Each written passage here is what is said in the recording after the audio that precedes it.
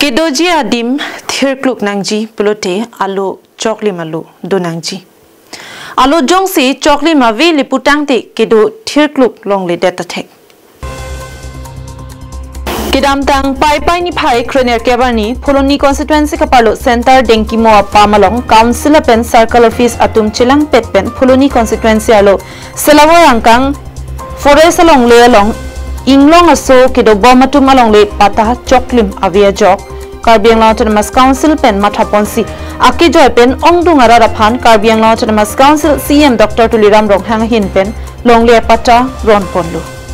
bangso mayalong Haurakhat MLA Dorsing Ronghang pen ke chenglok Karbi Anglong Autonomous Council ke jatum ongdung pen chitongdun la pen Karbi Anglong Autonomous Council DC Nirola Phangchopita chitongdun si RD pidun Forest Right Act, Forest Right Protection laso Act laso aina pen 2006 ain jawa pas so aina pen ke forest along go inglong laso tribal ke kumhake then Forest Right Protection Act laso pen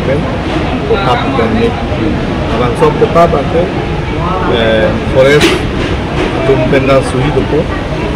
kero do mata suhi dopo la somsi badi di start bada dopo la somsi kota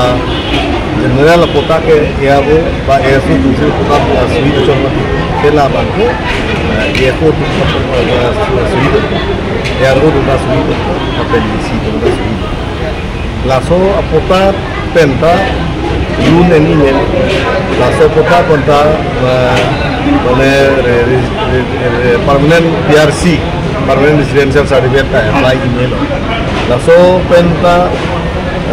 konsuli akan claim email pula, kota original na kota pen. Sila bangso pen Karbi Autonomous Council pen kita plan di Ronghang la bangso dijab long itu tumpa, daru Karbi masa sai kumhan ba ponno Pholoni pendir chuna rongpi Karbing long life